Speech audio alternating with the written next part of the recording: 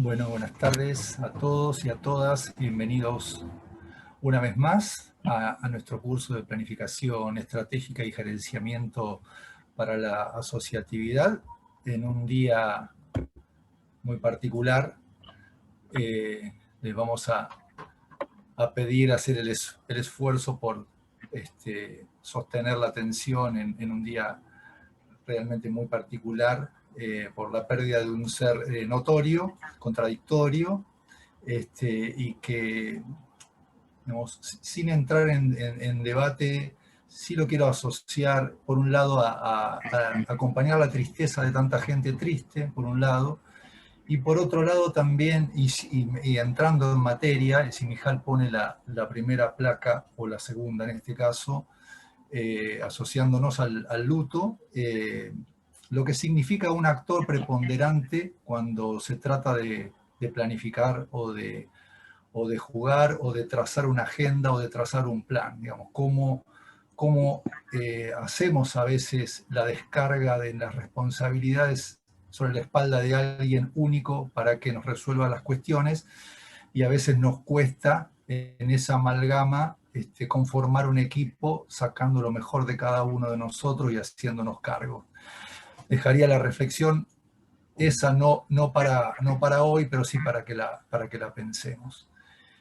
Yendo a navegar ya la actividad, nosotros en esta actividad que hemos programado conjuntamente con el equipo de la CEPIME, a quien saludo y están también ahí a disposición, en una amalgama con nuestro equipo de la Universidad Tecnológica Nacional, de la Maestría en Desarrollo Territorial, decía, preparamos 4 jornadas sincrónicas, esta es la segunda, de aproximadamente 1 hora 45, 2 horas de duración, y 2 encuentros ampliados a estas jornadas en las que participan los gerentes o referentes de los grupos asociativos o clúster.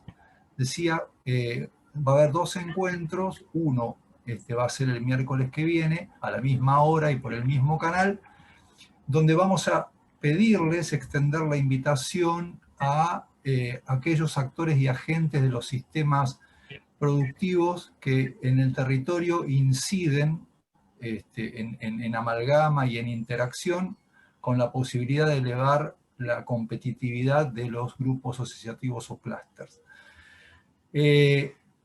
En el marco del recorrido hay instancias asincrónicas, refrescamos, que tienen que ver con el acompañamiento del proceso de lo que se va planteando en la jornada sincrónica. Acabamos de concluir o estamos concluyendo ese primer trayecto, que fue de la primera clase, de la primera jornada de actividad a esta segunda, donde el grupo de tutores conjuntos de la CEPIME, de la UTN, con el apoyo de la CEPIME, vamos acompañándolos en los aspectos y pautas metodológicas que vamos planteando en las instancias sincrónicas, con un respaldo de una documentación vinculada, digamos, al enfoque, que está alojada en la plataforma, en distinta bibliografía, en fichas académicas preparadas específicas o específicamente a modo de resumen para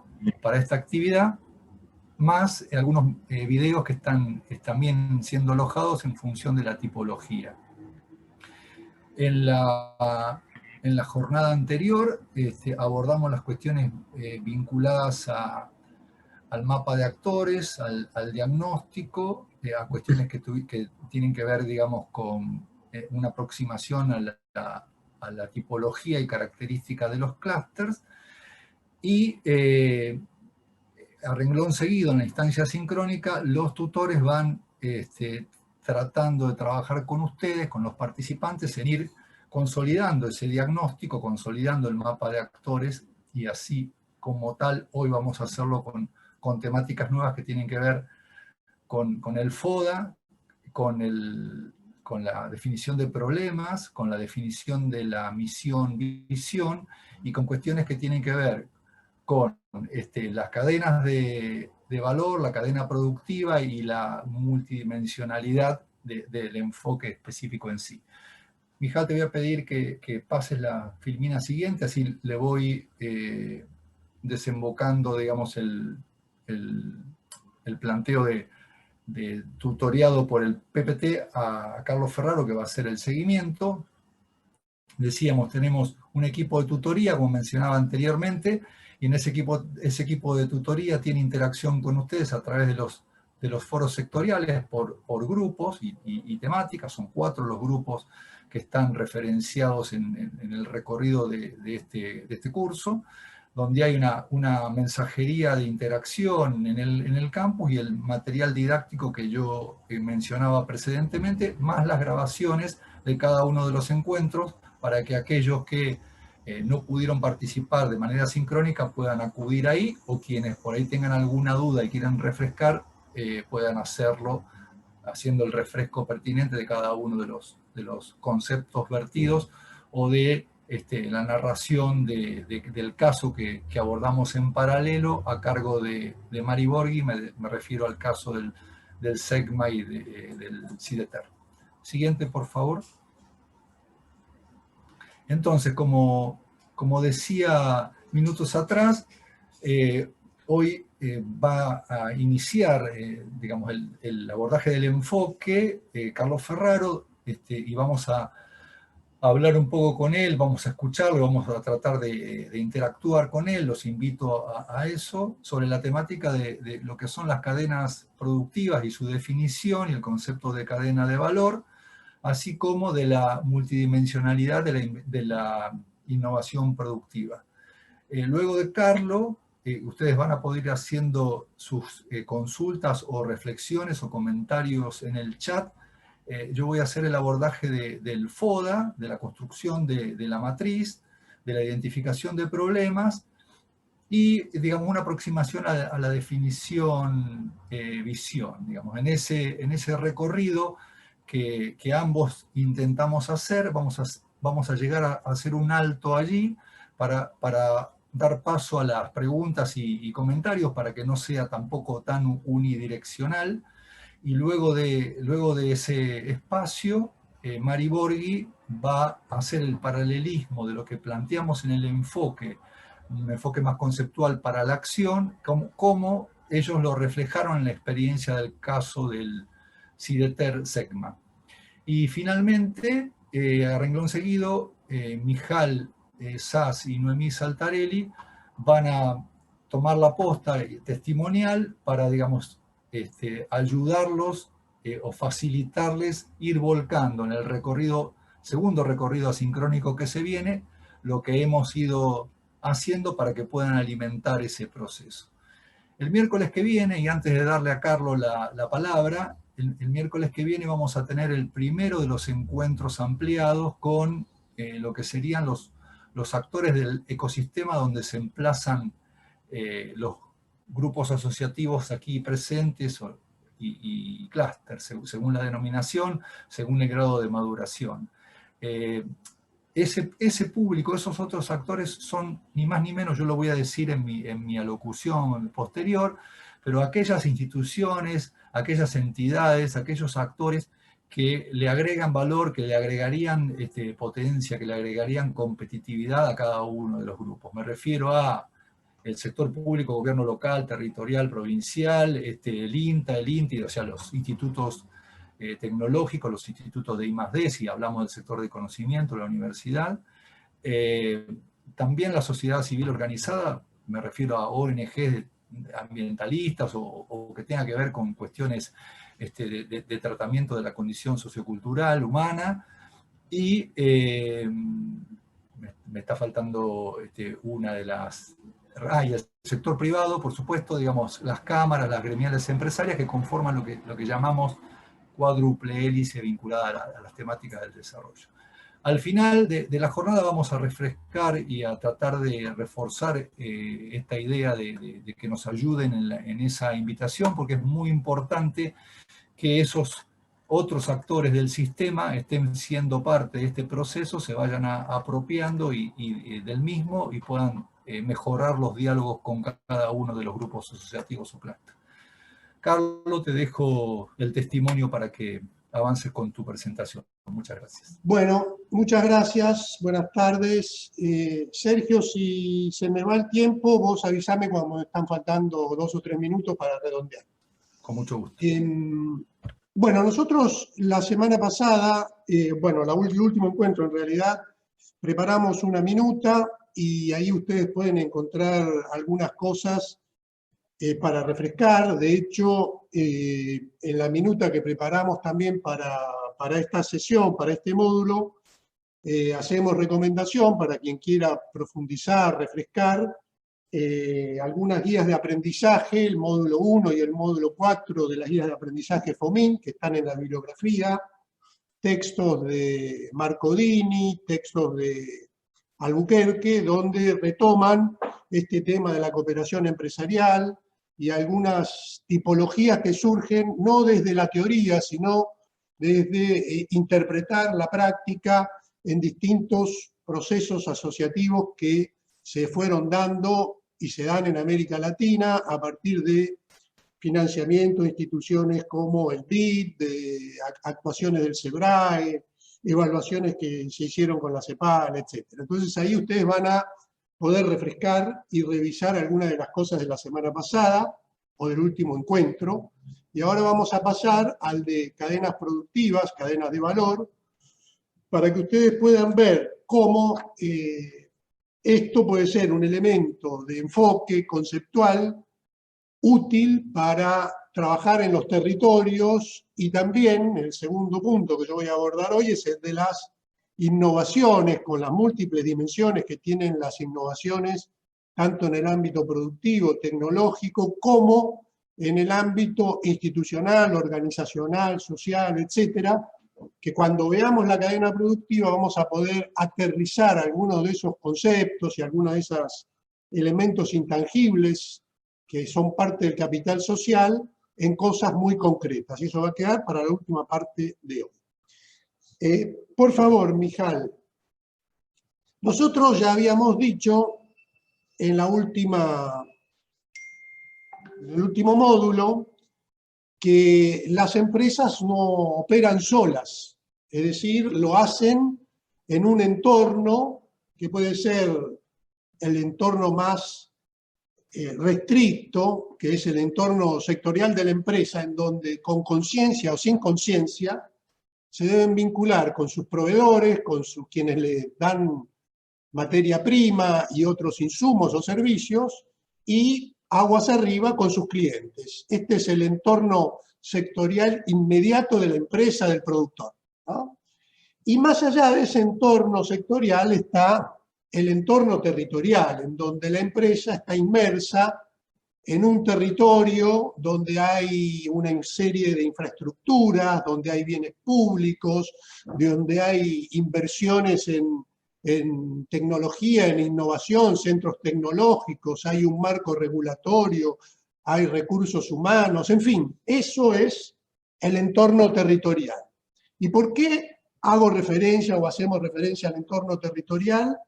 Porque nosotros creemos, y aquí te pido que pases la siguiente, que el entorno territorial juega un papel también en la competitividad. Nosotros hablamos de una interpretación de la competitividad que es sistémica. Hay un ámbito que es el del círculo más pequeño, que es el nivel micro, donde la empresa define sus factores de competitividad en función de cómo combina sus factores productivos, llámense capital, trabajo, tierra, etc. Y hay un ámbito macro que está definido por el tipo de cambio, por las regulaciones, por el nivel de apertura o el nivel de aranceles de una economía, acuerdos comerciales, etc. En el medio de esos dos, en el medio de lo micro, que es lo que la empresa puede hacer puertas adentro, y en el de la macro, que es un condicionante obviamente muy importante, nosotros tenemos un ámbito mesoeconómico, que es este de las políticas e instituciones que pueden fortalecer la competitividad desde acciones sectoriales, específicas, desde los territorios.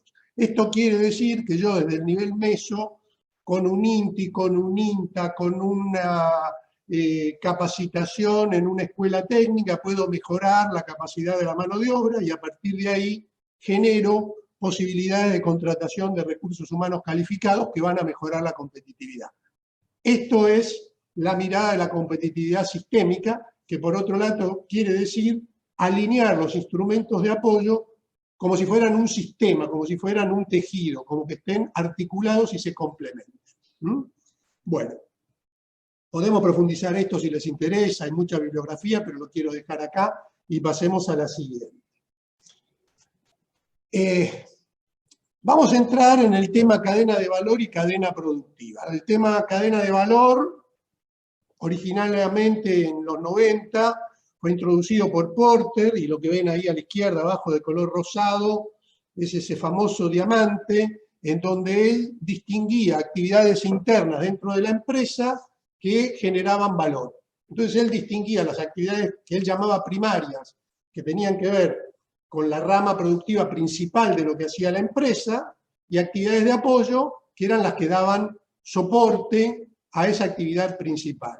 Entonces, según cómo se coordinaban dentro de la misma empresa estos elementos, generaban una cadena de valor, porque distintas actividades iban agregando valor a proceso productivo.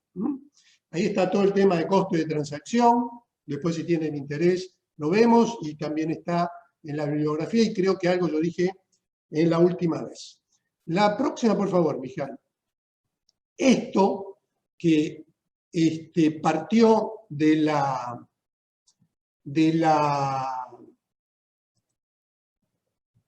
empresa, desde el tema territorial se llevó al análisis de la cadena productiva sectorial en un territorio. ¿Qué es la cadena productiva? La cadena productiva son las fases o las etapas por las cuales va atravesando una materia prima a medida que va siendo transformada y pasar de un proceso productivo a otro hasta llegar al producto final. Es decir, que es una secuencia de actividades con distintas fases, y eso llamamos también los eslabones del proceso productivo. Entonces, una cadena productiva, como ven ustedes en el dibujo abajo, tiene eslabones hacia atrás. Por ejemplo, si yo hago zapatos, los eslabones hacia atrás tienen que ver con la compra de cuero, el procesado de esa materia prima. Los eslabones hacia adelante tienen que ver con la logística, la venta, el marketing, etc. Entonces, en toda cadena productiva nosotros tenemos distintos eslabones, y esos eslabones van hacia adelante o hacia atrás, aguas arriba o aguas abajo, se dice, en función de en qué fase del proceso productivo estamos. La que sigue, por favor. Con esta idea, ustedes tienen acá un ejemplo de cadena productiva, mirar la fabricación del pan como cadena productiva. Esto es una filmina que usa Paco Albuquerque. Entonces, cuando nosotros tenemos el producto pan y lo vamos a consumir, sabemos que eso viene de una panadería, y que antes de que la panadería lo elaborara compró la harina, y que antes que la harina fuera elaborada el molino harinero compró trigo, y para que hubiera trigo tuvo que haber semillas, praderas, energía, agua potable, agua de riego, etcétera, etcétera, etcétera. Entonces, esto es la mirada de la cadena productiva, que hoy en día se le incorpora el tema de los residuos, porque nosotros trabajábamos hace un tiempo con una mirada lineal de la cadena. De hecho, sigue estando lineal, porque no quiero complejizar y perder tiempo en modificar el dibujito, pero hoy en día, con el tema de la economía circular, con el tema del cuidado ambiental y con el tema del reciclado de residuos, la cadena productiva no termina en el consumo, sino que termina en los residuos que se generan, no solo en el consumo, sino en las distintas etapas de elaboración, porque algunos de esos residuos pueden ser reutilizados como materia prima para otros procesos, o pueden generar otros productos o servicios, fertilizantes, energía, etc. La que sigue, por favor. Cuando nosotros hablamos de cadenas productivas, es importante tener en cuenta que dentro de la cadena productiva tenemos una actividad principal, en ese caso podría ser la producción de pan, en la que vimos anteriormente, pero también tenemos cadenas productivas secundarias, o sea, de la producción de pan se va a generar a lo mejor pan rallado, que puede ser un subproducto que podemos utilizar para alimentación animal o algunas otras cosas. Y también en la actividad principal, lo vamos a ver después, la cadena productiva se complementa con asistencia técnica, con servicios, con una serie de instituciones que van a ir a reforzar algunos eslabones de esa cadena. Eso lo vamos a ver en las próximas filminas. El tema también de la productividad y la competitividad de un producto depende también de la mirada de cadena de los distintos eslabonamientos. Nosotros podemos tener un producto que puede ser más o menos competitivo en función de algunos defectos o de algunos problemas de calidad o de algunos cuellos de botella que tenemos en aguas abajo en los eslabonamientos de la cadena productiva. Por eso que es interesante mirar el dibujo de la cadena. Y en cada eslabón de la cadena actúan distintos agentes económicos que hacen distintas actividades de transformación, porque esto puede ser una cadena productiva dentro de una empresa integrada o puede ser una cadena productiva dentro de un territorio donde hay muchas empresas que hacen distintas partes de los procesos productivos de la cadena. La innovación también es otro elemento importante a considerar en el análisis de la cadena y en los eslabones. El tema ambiental, hay eslabones que pueden ser eslabones más sensibles a la contaminación y al medio ambiente, entonces tendremos que trabajar en una mayor depuración, en un mayor tratamiento de efluentes, para mejorar el desempeño ambiental de toda la cadena. En fin, todas estas cosas están presentes cuando dibujamos y cuando analizamos las cadenas. Por eso decimos que es útil dibujarla y a partir del dibujo analizarla, y a medida que la analizamos vamos agregando elementos de mayor complejidad que pueden mostrarnos también cómo distintos eslabones cooperan con el que sigue y aumentan la eficiencia, la cooperación, la productividad. Vayamos a la siguiente, por favor.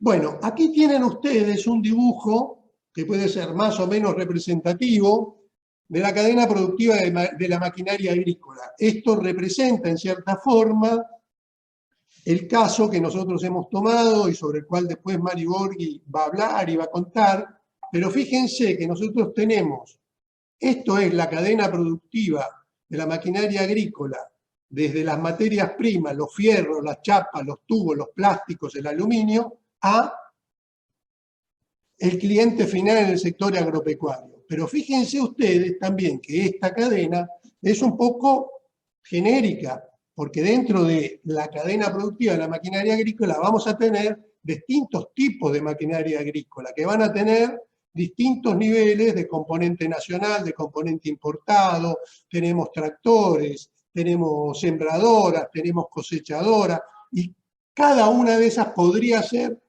podría abrir la rama central de la cadena productiva de la maquinaria agrícola. Pero no quiero entrar en complejidades, simplemente señalarlas, que a medida que analizamos el sector vamos a encontrar distintas actividades principales o troncos principales de la cadena productiva. La que sigue, por favor.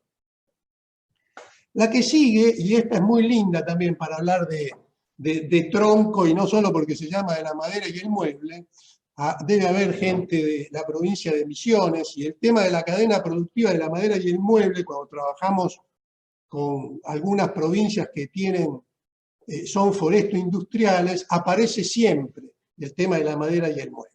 Entonces, en una mirada tenemos este dibujo de la cadena productiva, pero mi experiencia me dice que dentro de la cadena productiva, la madera y el mueble, tengo montones de otras cadenas productivas que son la que va la madera para la celulosa, la madera que va para aserraderos, la madera que de aserraderos o no va para la fabricación de muebles.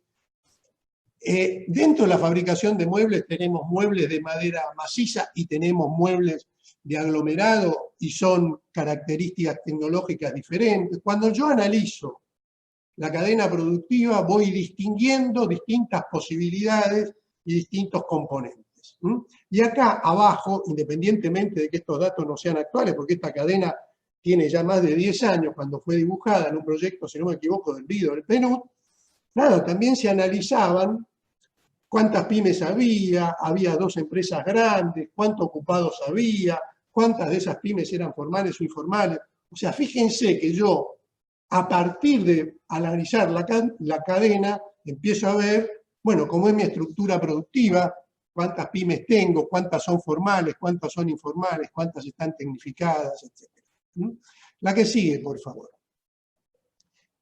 Esta es una cadena productiva que también hemos usado mucho, la hizo hace tiempo el querido colega Iván Silva, que hoy ha sido abuelo, y esto es la cadena a partir de la composición tema la vaca, nosotros podemos derivar para leche o para carne.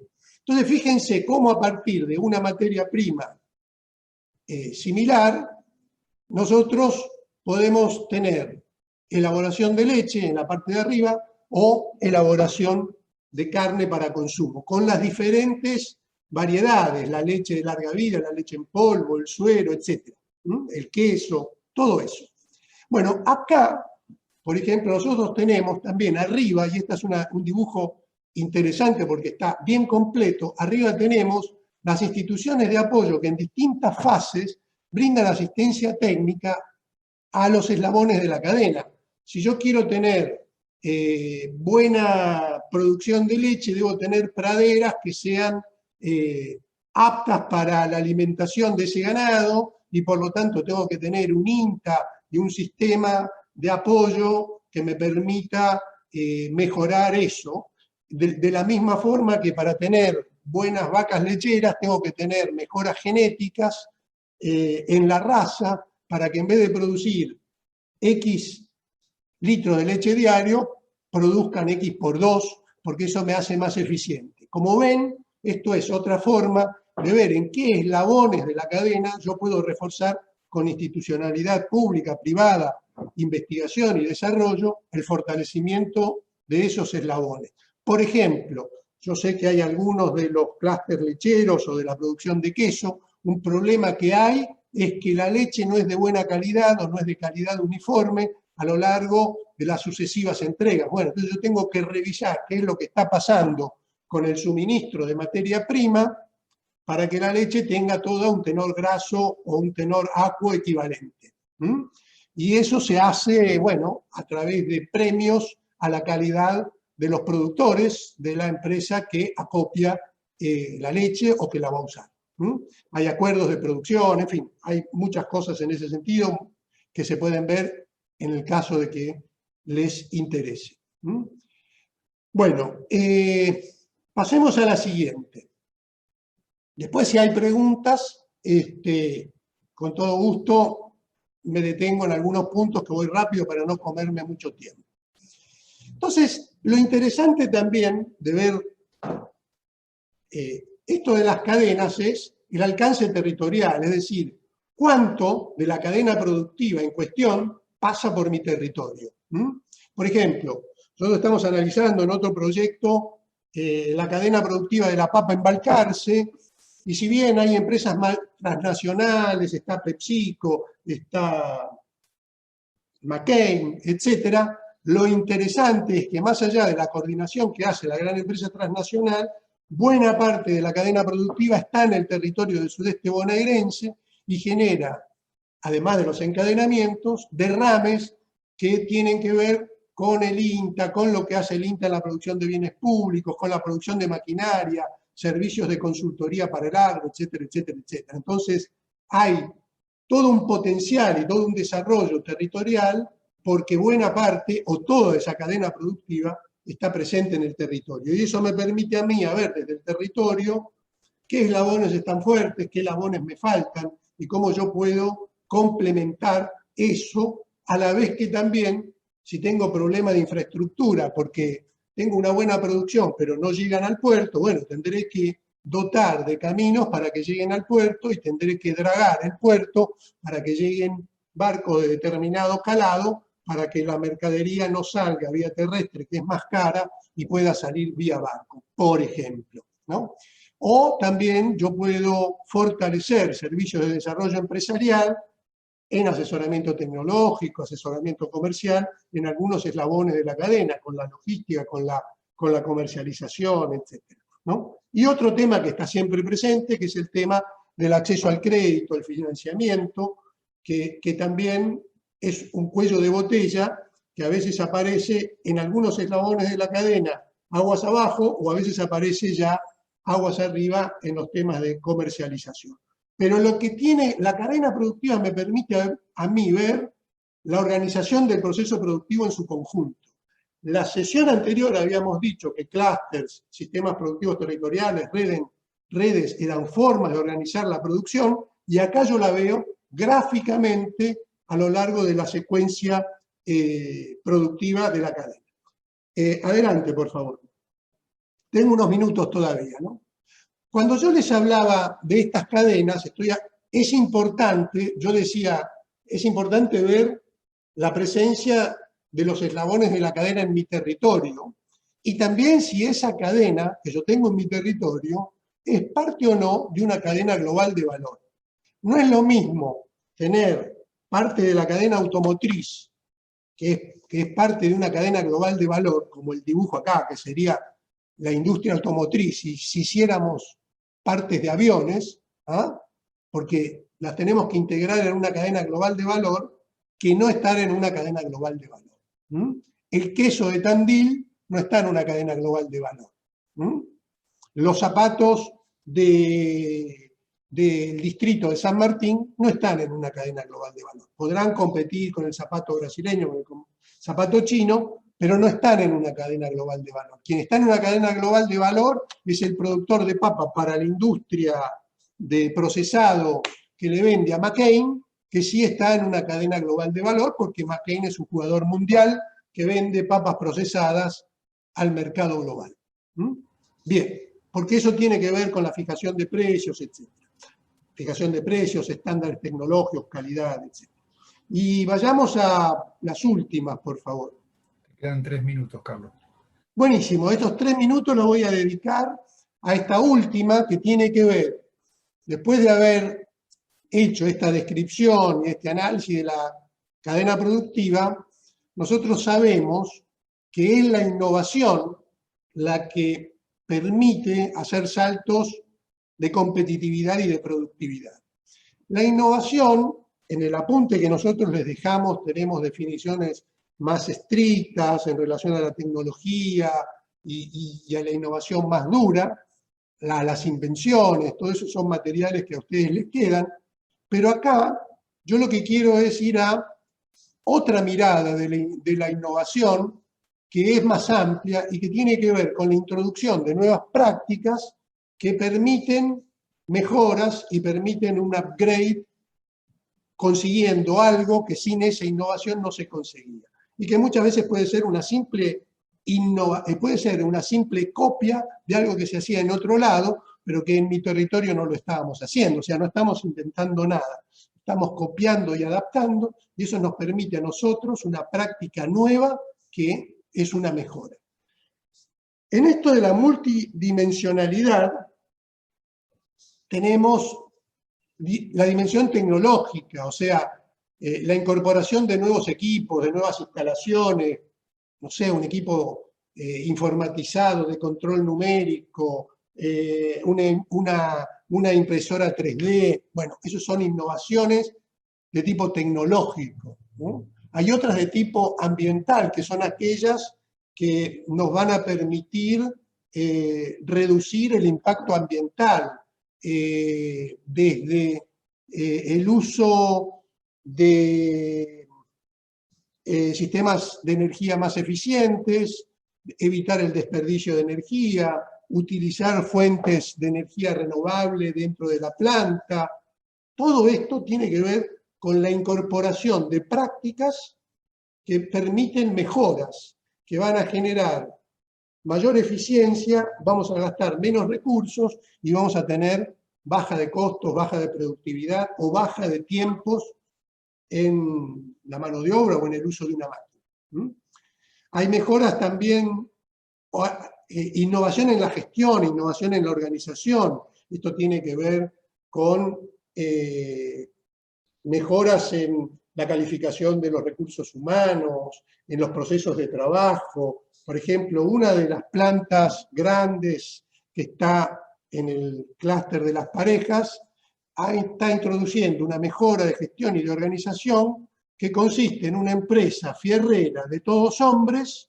Están incorporando a partir de la Oficina de Recursos Humanos la contratación de mujeres obreras en la planta. Entonces eso es una mejora de gestión, una mejora de organización, es inclusión de género y genera todo un tipo de adaptación. Tuvieron que hacer vestuarios y baños para mujeres en el medio del taller y también va a cambiar las relaciones sociales entre la gente en el día a día, porque ya no son solo muchachos, hombres los que están trabajando, sino que hay mujeres alternando con ellos. Entonces, nada, esas son mejoras de gestión, mejoras de organización y un caso muy concreto. Y después hay otras, y con esto termino, que tienen que ver con las sociales, los laborales, los institucionales. Bueno, la que dije anteriormente podría ser también una mejora laboral o una innovación laboral. Las institucionales tienen que ver con cómo nosotros generamos desde la institucionalidad mecanismos más amigables con el medio ambiente o mecanismos de comercio justo que son más inclusivos y que entonces a sectores postergados se les paga un precio más justo porque entran en una red de consumo que está dispuesto a pagar un poco más por ese tipo de producto. O, por ejemplo, los convenios con los traperos de Maús para sacar elementos que no se están usando, o el caso de los acuerdos del Hospital Garrahan para reciclar tapitas. Todo esto tiene que ver con mejoras, con innovaciones que inciden en la producción, pero que son innovaciones de tipo institucional, social, etc. Y en el último tiempo hay mucho de esto. Cito el último caso.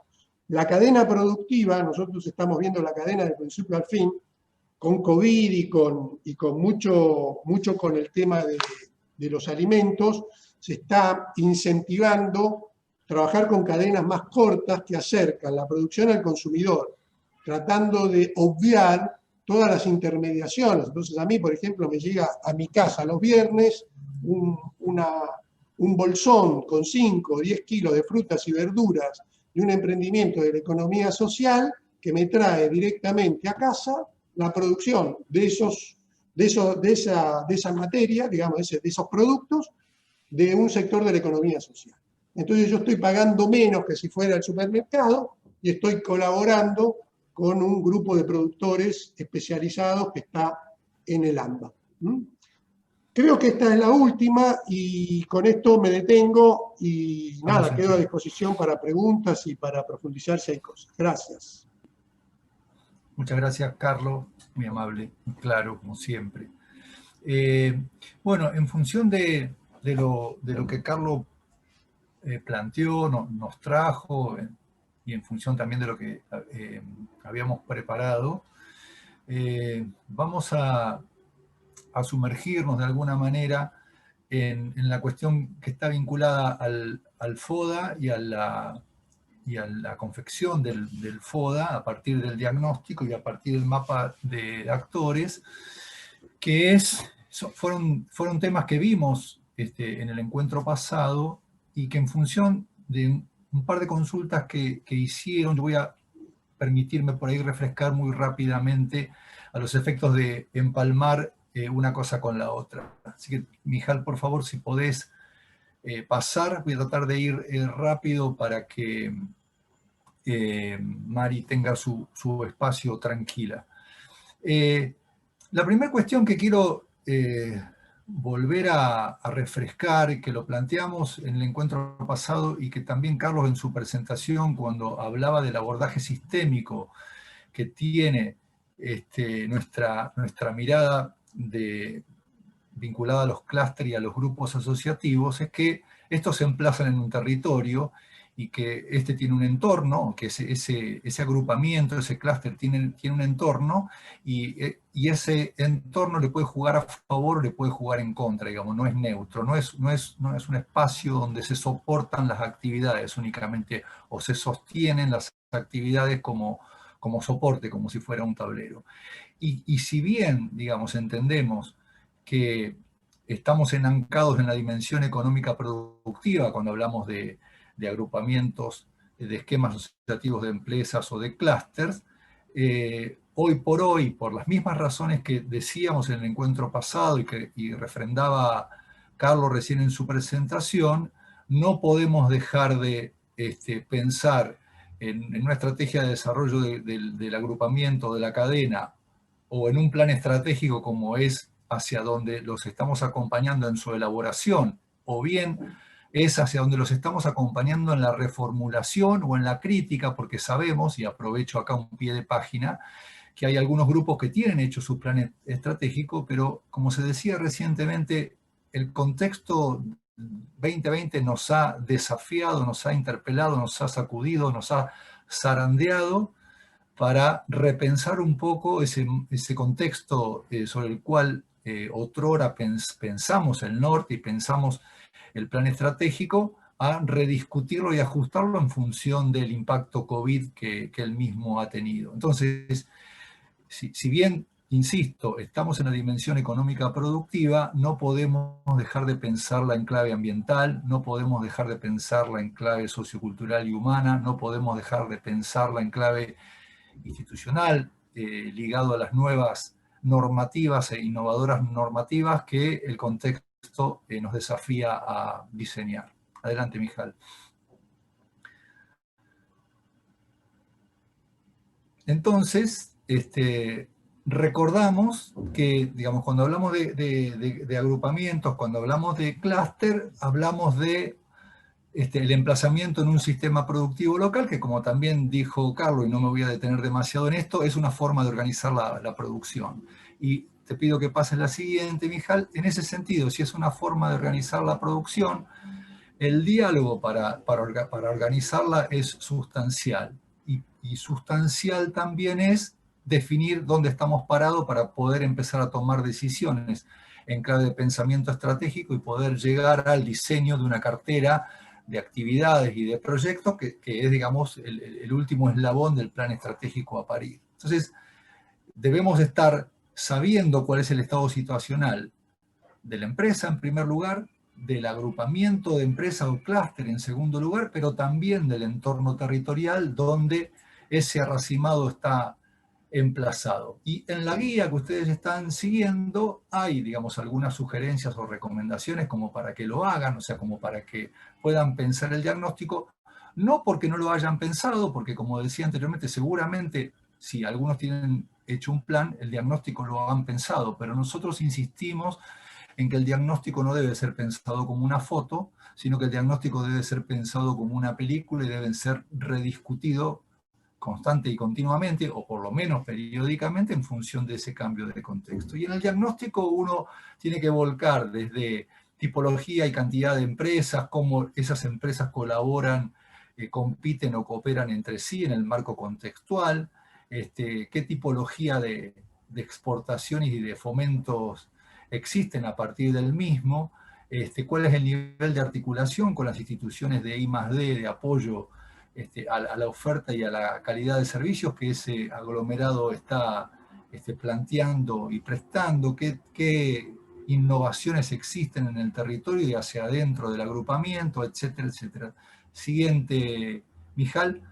Eso como títulos, y también tenemos capítulos que de alguna manera aparaguan otros tópicos, como pueden ser el del acceso y posicionamiento a los mercados, donde en el diagnóstico deberíamos plantear y plasmar cómo es el mercado actual, qué tendencias existen, qué impactos habría, por ejemplo, en función de lo que va a pasar en materia sanitaria y para la tipología de los agrupamientos que aquí tenemos. Por ahí, digamos, las alimenticias pueden ser mucho más sensibles a ellos, pero las que tienen que ver con el soft van a tener algunas demandas de transversalidad bien interesantes en función de ese cambio de contexto. ¿Qué tipología o descripción de clientes, de competidores podemos tener?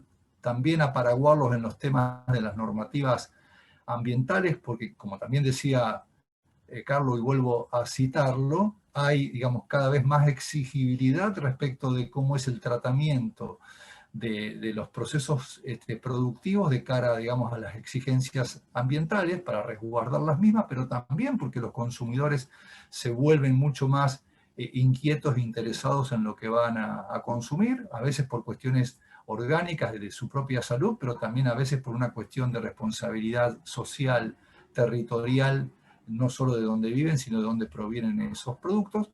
Y un capítulo especial para lo que sería, digamos, la descripción de la cuádruple hélice vinculada al sector privado, sea las gremiales empresarias, las empresas, al sector del conocimiento, al sector científico-tecnológico, que no solo son las universidades, sino que son los institutos tecnológicos, que son los institutos de I+D+I, que son los institutos terciarios. El sector gobierno, representado por el gobierno del territorio, llamémosle el más cercano, que puede ser el municipio, pero también en el multinivel, el gobierno provincial y nacional, y cómo se comporta, digamos, en clave de nuestros diagnósticos en ese sentido. Y la sociedad civil organizada, o sea, referida a las ONGs que de alguna manera más formal o menos formal también intervienen en instancia diagnóstica en función de cómo yo defino, digamos, la silueta de cada uno de ellos. Siguiente, Mijal, por favor. Entonces, decíamos en el encuentro pasado que hay, y queremos reforzar esta condición, que hay elementos del sistema productivo territorial que hay que pensarlos situados. Digamos. En algunos lugares hay espacios como las agencias de desarrollo, que son pluriactorales, que contienen estas 4 hélices que mencionaba recientemente, y que eso le permite a un agrupamiento productivo, a un clúster, dialogar en función de lo que es la agenda del territorio en aras de trabajar y elevar la competitividad de ese agrupamiento, de ese clúster, y esta cuestión es de ida y vuelta. Digamos. Yo mejoro la competitividad del clúster, también contribuyo a mejorar el territorio en un espacio, en un esquema más simbiótico o circular, si se quiere. También esos espacios permiten esos diálogos, por eso tenemos pautado el encuentro extensivo a estos actores el miércoles que viene, cómo es el diseño del financiamiento en clave territorial y si hay margen de maniobra para ello, y pensar la atracción de inversiones. Lo mismo en clave de los sistemas de innovación, de investigación, desarrollo e innovación, y de ambiente, agregaríamos allí, porque a veces están pensados y diseñados de espalda a lo que sucede en el territorio, o al revés, las empresas o el aglomerado o el agrupamiento productivo o el clúster no dialogan con los sistemas de I+D+I en el territorio, y por lo tanto estamos perdiendo la posibilidad de calzar recursos, o estamos dilapidándolos o los estamos mal usando.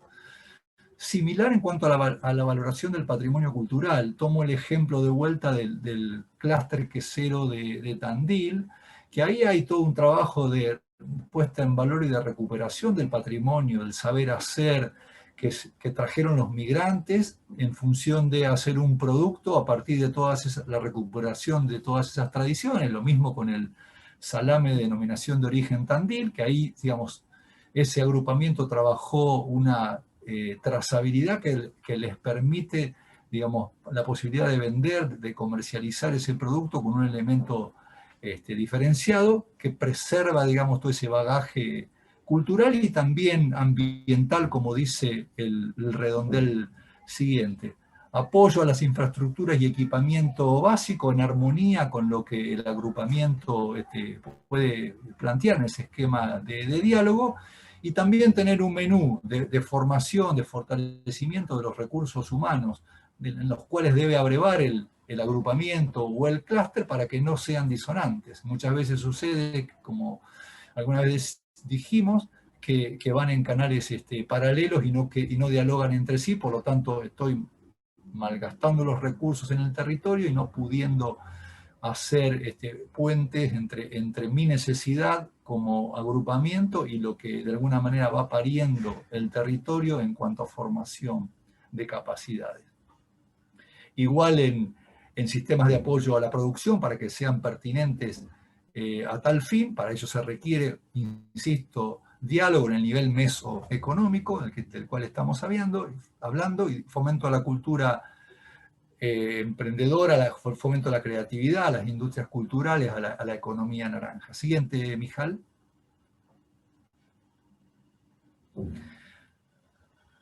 Último del refresco pasado, nosotros señalamos con vehemencia, por lo menos con mucho cuidado y resguardo, que cuando hacemos el diagnóstico en el territorio, cuando el agrupamiento o el clúster hace el diagnóstico, no se quede únicamente en el mapeo liso y llano de actores. O sea, la práctica común cuando uno analiza el sistema y identifica, digamos, quiénes son esos actores de la cuádruple hélice, de vuelta, el sector público, privado, científico, tecnológico, sociedad civil organizada, nos quedamos con los carteles de las instituciones, municipio, INTA, Cámara de tal, ONG ambientalista, y no hacemos el esfuerzo, que es nuestra recomendación en términos del diagnóstico, de ir a por el socio estratégico, persona que anida en esa institución actora y que me permite, y si lo identifico bien, detectar condiciones de empatía, de resiliencia, de capacidad al diálogo, de empoderamiento de lo que pretendo hacer como clúster o como agrupamiento, la capacidad de comunicación que algunos de esos agentes, personas tienen. Insistimos con esto, que es nuestro socio estratégico en una iniciativa de este tipo, que no le da igual o que no es refractario más allá que calce el sombrero de un actor referido a esos 4 hélices que mencionaba precedentemente. Para eso, siguiente Filmina Mijal, para eso nosotros propusimos una matriz que algunos han ido completando, otros nos han ido preguntando.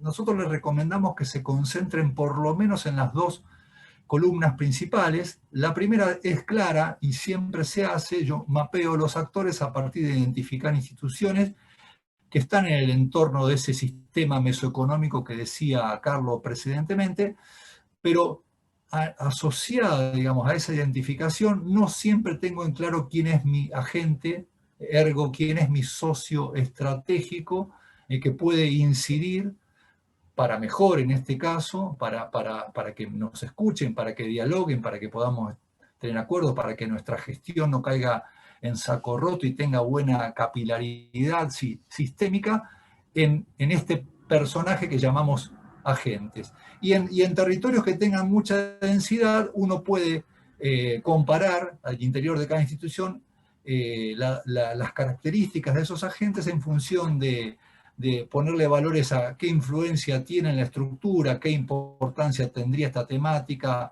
etcétera, etcétera, y qué interés, en función de ponerle valoraciones, que pueden ser numéricas o pueden ser de calidad. Pero, digamos, es una ayuda para darle completamiento al diagnóstico y para que, digamos, cuando hablamos de relación con el sistema, podamos hacerlo en clave de ser pertinentes y en clave de capilaridad. Siguiente, por favor. Entonces, tenemos el diagnóstico, o sea, tenemos un diagnóstico hecho, insisto con esta cuestión, el diagnóstico es materia viva, tenemos en el diagnóstico capitulado las partes que nos interesa y desagregadas los subcapítulos que nos interesan, tenemos un mapa de actores y agentes, y luego tenemos que empezar a identificar problemas en clave de cuello de botella. Los problemas son aquellos elementos endógenos que nos inhiben la posibilidad de desarrollarnos como empresa o como clúster, y y tenemos la posibilidad de, a través de los cuadrantes del FODA, ir analizando los aspectos endógenos de los aspectos exógenos, que es lo que quiero comentarles a renglón seguido para no hacerlo más largo, si Mijal nos hace el puente con las filminas subsiguientes. Entonces, digamos, para analizar el FODA, para algunos es de perogrullo, pero hay otros que por ahí pueden no saberlo o pueden no tenerlo claro, digamos. Nosotros tenemos variables del contexto interno a la empresa o al agrupamiento o al clúster, que pueden ser positivas y pueden ser negativas. Digamos, las positivas las llamamos fortalezas y son aquellas circunstancias, aquellos elementos internos que nos permiten un punto de apalancamiento por ser favorables, en los cuales es posible hacer una estrategia de actuación. Y las debilidades, por el contrario, son circunstancias internas que son desfavorables o problemáticas y que debemos enfrentar o que debemos mejorar para, a partir del diagnóstico, establecer una mejor condición, trabajar el objetivo, y eso se puede hacer a través de algunas actividades o proyectos. Y en el contexto exógeno o externo también tenemos situaciones positivas y negativas, pero que nosotros no manejamos, que nos pueden favorecer o nos pueden eclipsar, pero que nosotros desde el contexto territorial no tenemos resortes para enfrentar. Entonces las oportunidades son circunstancias o hechos externos favorables que pueden ser aprovechados según nosotros hagamos, y las amenazas son al revés, circunstancias externas desfavorables que pueden provocar efectos indeseados. Un ejemplo de fortalezas pueden ser que contamos en la empresa o en la cercanía de la empresa o en el entorno territorial mesoeconómico recursos humanos con capacidades y con habilidades en función de las características de nuestro clúster, y en el caso de las debilidades nos podemos encontrar con un territorio donde haya escasa cultura emprendedora local. En ambos casos podemos incidir sobre ello. Y al revés con lo que son los factores externos. Siguiente, por favor, Mijal.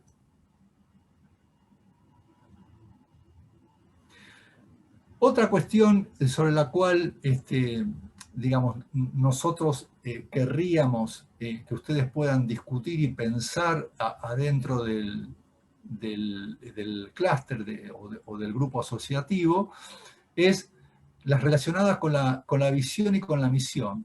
Fundamentalmente, para mí es muy importante la visión, sobre todo en contextos actuales, porque la visión es un ejercicio prospectivo que permite pensar o plantear un escenario futuro que los referentes del grupo asociativo puedan discutir y plantear hacia dónde uno pueda llegar, con esa referencia futura de lo que yo quiero ser, o de lo que queremos ser como empresa o como grupo asociativo, a veces como territorio todo o como sistema. Yo puedo venir al presente y empezar a pensar cómo llego a esa visión en función de hacer algunas cosas. Y esas cosas, ese hacer algunas cosas, tienen que ver con actividades o tienen que ver con proyectos.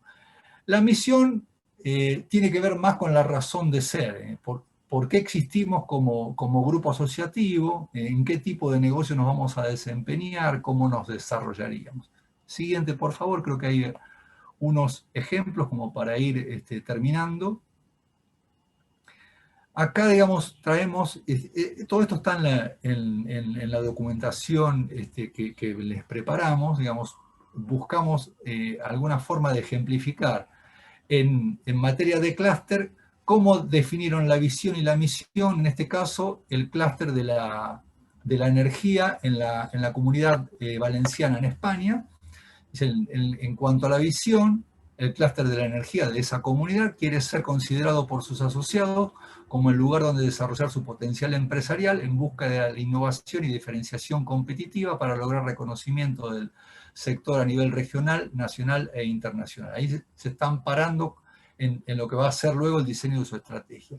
Y la misión nace con el objetivo de dinamizar el conjunto del sector energético de la comunidad valenciana, mejorando los niveles de competitividad hacia un mercado global, desde la estructura regional, constituyéndose como un foro de empresas de interés en el sector que permita la puesta en marcha de iniciativas conjuntas innovadoras orientadas al aprovechamiento de nuevas oportunidades de negocio y el lanzamiento de proyectos de desarrollo e innovación. Disculpen que se los lea, pero quiero ser literal en función de respetar cómo definieron la misión y la visión en ese ejemplo. Entonces, en ese recorrido que estamos haciendo con el acompañamiento asincrónico de los tutores y todo el equipo de CEPIME y de la UTN, nosotros lo que queremos plantear y poner énfasis primero en el enfoque sistémico de emplazamiento de los clústeres y los grupos asociativos, y los tópicos que tienen que ver con hacer el diagnóstico, tener en cuenta mapa de actores y agentes, cómo se desarrolla, digamos, una matriz FODA. Insisto, algunos ya lo saben, los invito a revisarla en función del cambio de contexto y tener un norte a seguir a partir de la definición de la visión. Creo que esa es la última. No sé si habría algunas preguntas para Carlos y para mí, o algunas reflexiones, si por ahí alguien las quiere leer, y si no, en función del tiempo, podríamos seguir con Mari. Mari, digamos, recordamos, ella lo que hace es expresar o ilustrar a partir del caso y las vivencias del caso del SECMA CIDETER el recorrido que abordamos en cada uno de los capítulos. Así que quedo atento a lo que me digan en función de si damos espacio a alguna pregunta o alguna reflexión, o le damos la palabra a Mari. Sergio. Sí, Mijal. Ahí tenemos algunas consultas que fueron surgiendo en el chat. Bien. Acá pregunta Jorge Matriacali, por favor aclarar la columna de interés, ¿a quién se refiere el actor o grupo asociativo? Está hablando de la matriz. Bien. De actores. Ahí, a ver, el interés venía a ser la resultante. En realidad, cuando nosotros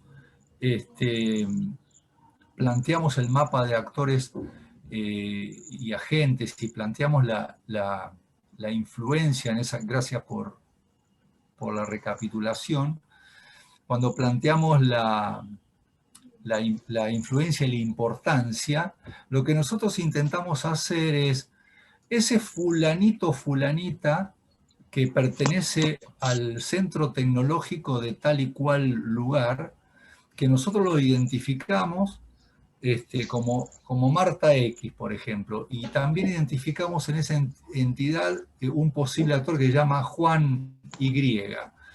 Yo a veces me tengo que ayudar y ponderar entre esos dos referentes de esa institución actora, cuánto puede influir hacia la misma la apropiación que pueden tener de una temática como la que estamos abordando, si estamos conformando un clúster o lo queremos fortalecer, un clúster o grupo asociativo. Y qué importancia tiene para uno y para otro. Y a eso yo le puedo poner una ponderación de valor, bueno, muy bueno, regular, malo, o números.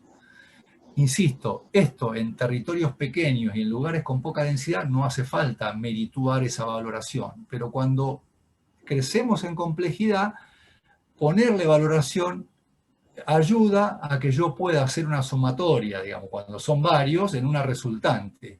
Y esa resultante va a ser el que tiene mayor interés para mi estrategia de apoyar el desarrollo de un clúster. Esto se puede hacer también en un proceso de desarrollo territorial o de planificación estratégica territorial, de hecho así lo hacemos. Bien, no hay más preguntas por ahora, pero vamos a ver si se animan en un rato a seguir consultando. Le damos el pase a Mari y volvemos después que Mari termine a abordar lo que sea necesario. Bueno, buenas tardes a todos y gracias por permitirme explicar un poco la experiencia del clúster de la máquina agrícola. Adelante, Mijal.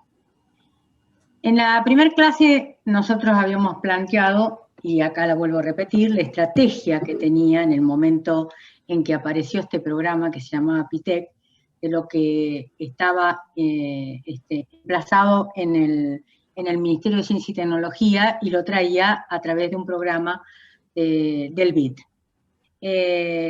Nos pusimos a charlar entre los actores del aglomerado en aquel entonces y planteamos dentro de los empresarios a dónde querían llegar y cómo querían llegar.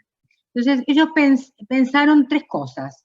En aquel entonces, como yo les había explicado en la clase anterior, exportaban el 3% que estaba dado en el diagnóstico como datos. Entonces dice, queríamos llegar, o sea, aprender a exportar y llegar a exportar el 20%. Para eso necesitaban bajar los costos de producción, no solamente para el mercado interno, sino para mantener en el mercado externo, y también contar con un centro tecnológico regional que sea la unidad de I+D+I del aglomerado, ¿no es cierto? Y que sea una unidad de vinculación tecnológico para el acercamiento del sistema científico-tecnológico al CLASTER. Adelante.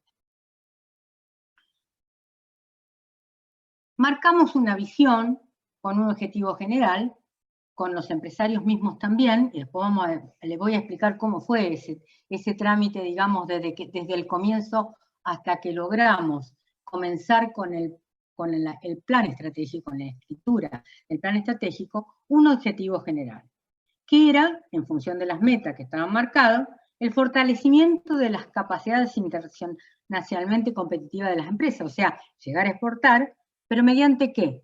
Innovación, investigación y desarrollo. O sea, esas dos metas que estaban marcadas, de llegar a aumentar la exportación y de contar con un centro de desarrollo, como el CIDETER, era parte del objetivo general y eran dos proyectos asociativos, o que después les voy a explicar, precompetitivos, que comenzamos urgente a ejecutarlos en ese clúster.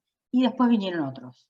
Pero teníamos dos objetivos específicos para el objetivo general, que era, como les expliqué, acercar las instituciones de ciencia y tecnología a las empresas a través del Centro Tecnológico CIDETER, que lo habían determinado los empresarios que querían tener en la zona, en el aglomerado, y implementar los mecanismos, porque en aquel entonces este tipo de proyecto integrado que venía del ministerio tenían fondos públicos para lograr hacer proyectos de todo tipo y darle crecimiento territorial al clúster e institucionalidad al clúster. Adelante. Entonces nos preguntamos qué teníamos que hacer y cómo lo debíamos hacer.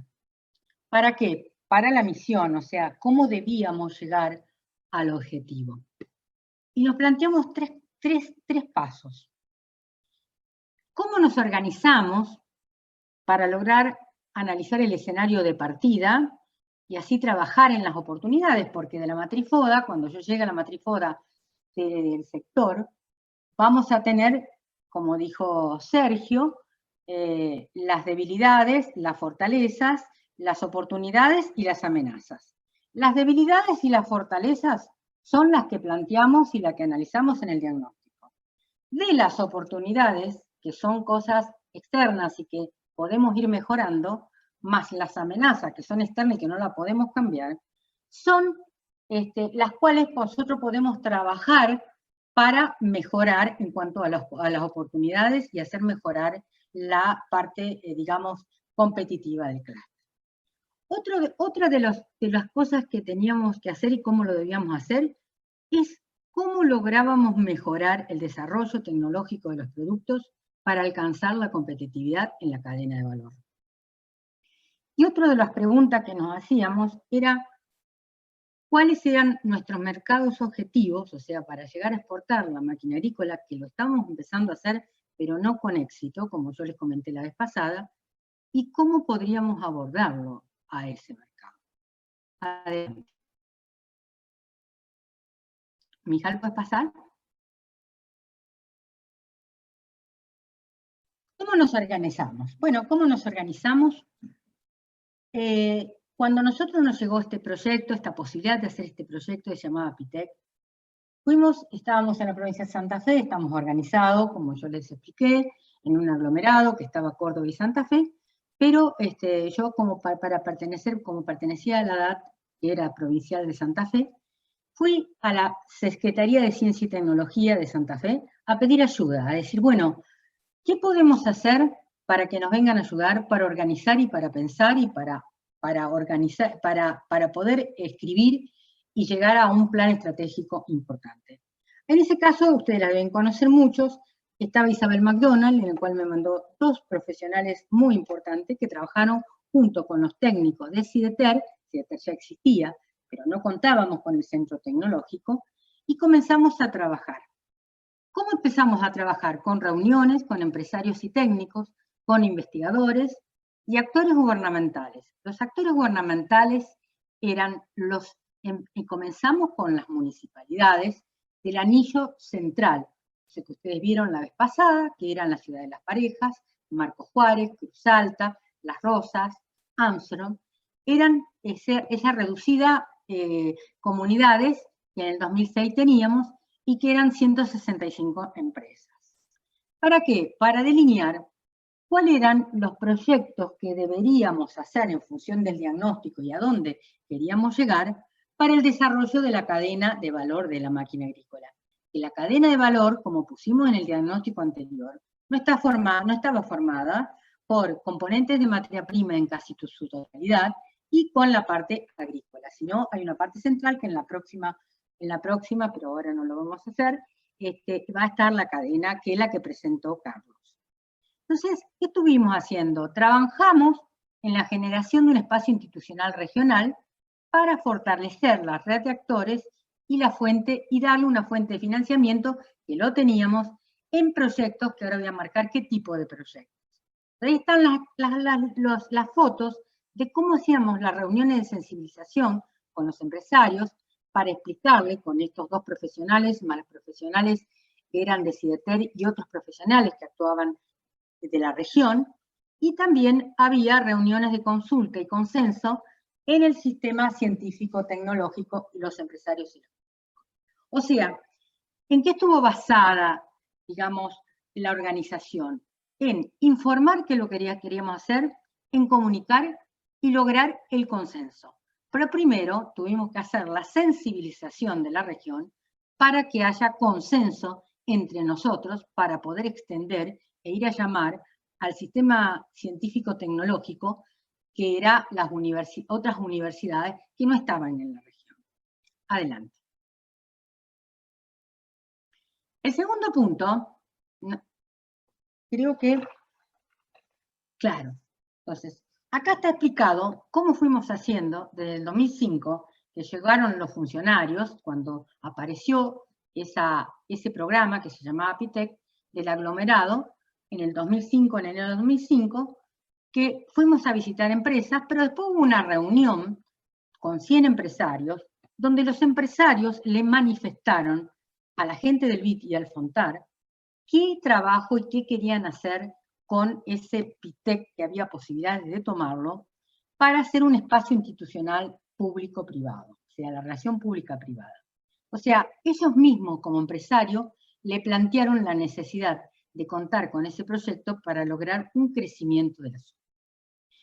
Desde marzo a julio del 2005 hubo reuniones especialmente con los centros industriales, y acá los actores eran los gerentes de los centros industriales, y también hicimos participar las intendencias a través de los secretarios de la producción de las ciudades que yo les expliqué en el anillo central. ¿Para qué? Para sensibilizar y construir consenso. De manera que llegamos al 12 de julio con una idea, digamos, de cuál era la misión, cuál era la visión y qué proyecto podíamos más o menos plantear para lograr la misión y la visión, que después lo tuvimos que desarrollar mucho mejor, pero para hacer un acto, que fue el 12 de julio del 2005, donde estuvo el sector público gubernamental, o sea, Santa Fe y Córdoba, estaba el sistema científico-tecnológico y empresarios.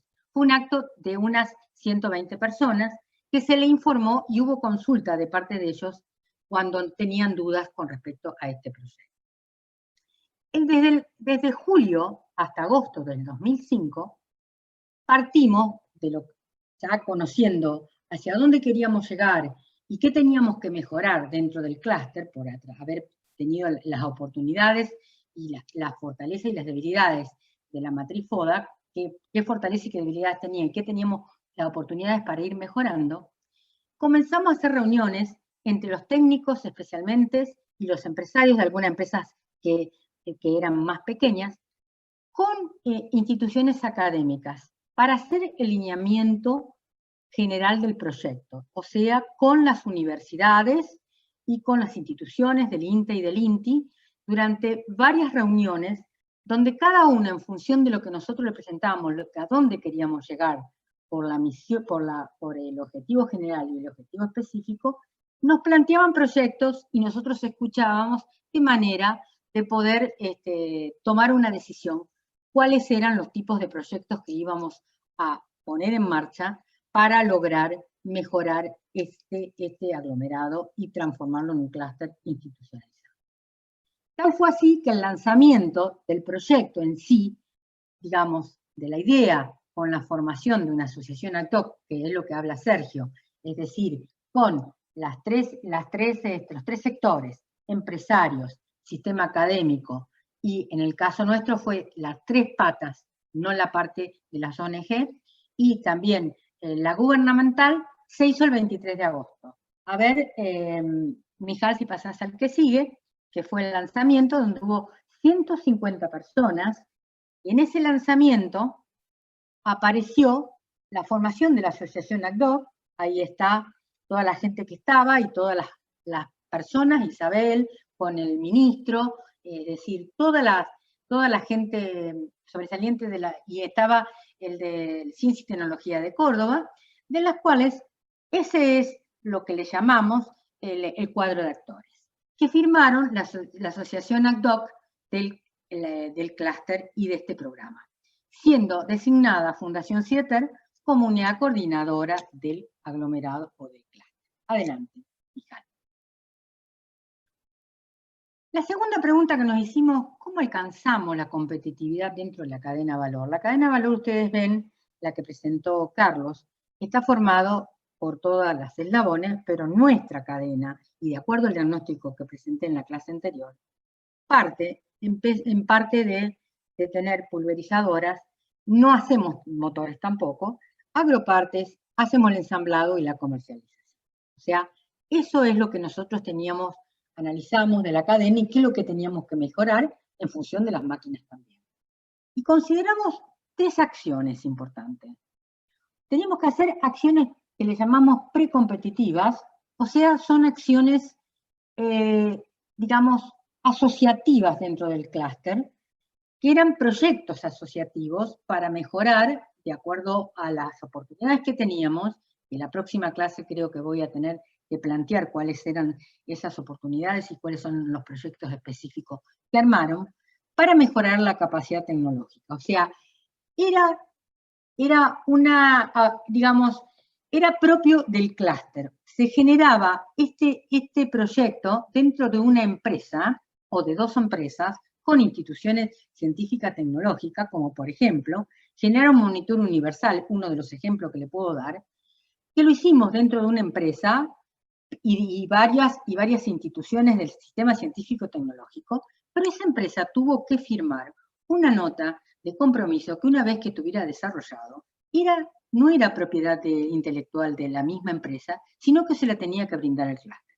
O sea, había toda una equidad dentro del clúster, y lo hay, que cuando hay un desarrollo con dinero del Estado y en forma asociativa dentro de un aglomerado o dentro de un clúster, este tipo de acciones precompetitivas no son propias de cada empresa, sino que la puede tomar todo el clúster.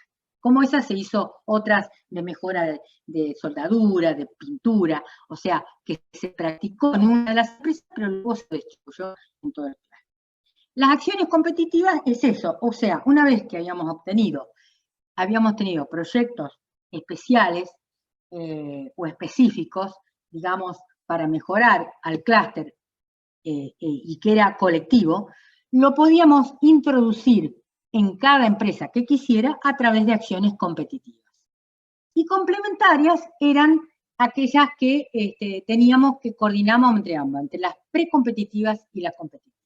Como por ejemplo, proyectos que hemos hecho de consejerías tecnológicas, asociativas, donde una vez que teníamos el resultado de esa acción precompetitiva o ese proyecto específico de mejorar alguna cuestión que teníamos que lograrlo, lo introducíamos en las empresas MIPYMES especialmente a través de consejerías tecnológicas dentro del cluster. O sea, hacíamos un mix, una coordinación entre competitiva y precompetitiva. Adelante. Mijal.